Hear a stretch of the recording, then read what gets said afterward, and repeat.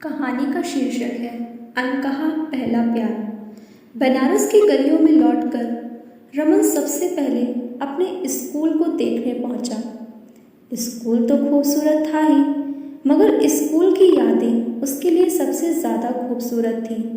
बीते 10 सालों में हर साल वो यहाँ अपने खोए हुए प्यार सोनल को ढूंढने आता है। रमन को लगता है सोनल किसी दिन उसे यहीं मिलेगी और वो उससे ढेर सारी बातें करेगा जो वो स्कूल में नहीं कर पाया। दिल की तेज धड़कन के साथ रमन एक बार फिर स्कूल के अंदर चला जाता है। अंदर कदम रखते ही सारे बीते पल किसी फिल्म के सीन की तरह उसकी आंखों के आगे चलने लगते हैं। सोनल कितनी खुश है, वो बहुत बातें कर रही है। रमन उससे थोड़ा दूर बैठकर भी खुद को उसके सबसे नज़दीक महसूस कर रहा है। सोनल अब उठकर क्लास की तरफ भाग रही है। रमन पतंग की डोर की तरह उसके पीछे पीछे चला जा रहा है। तुम रमन हो ना? रमन का खोया हुआ मन अचानक से ये आवाज़ सुनकर चौंक गया। उसने पीछे मुड़कर देखा तो उसे अपनी आंखों पर यकीन नहीं हुआ। उसे लगा कि समय ने उसे 10 साल, क्योंकि सामने सोनल खड़ी थी। उसने सफ़ेद सूट पहना था, आंखों में मोटा काजल लगाया था और उसके बाल हवा से बातें कर रहे थे।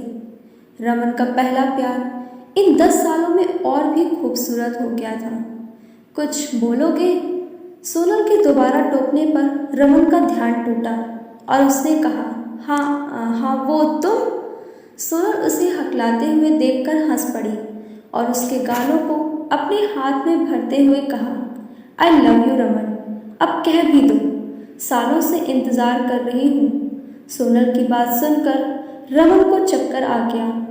कुछ देर बाद जब उसे होश आया तो वो बिस्तर पर था।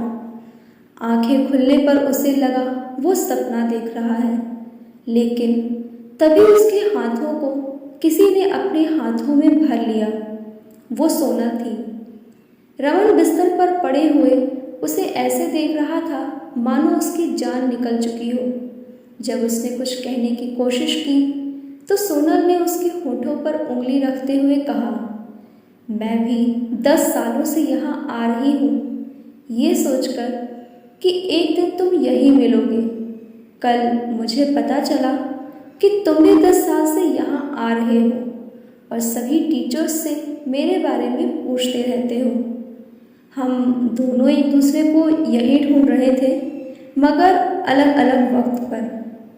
इससे पहले कि मुझे और 10 साल तुम्हारे मिलने का इंतज़ार करना पड़े, मैंने तुमसे इजहार करना ही सही समझा।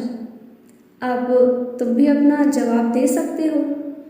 एक सांस में सब बयां करते हुए सोनल ने रमन के होठों पर से अपनी उंगली हटाई, लेकिन रमन ने कुछ कहने के बजाय उसका हाथ अपने दिल पर रख दिया। उसके दिल की तेज धड़कन को महसूस करके सोनल को अपना जवाब मिल गया था।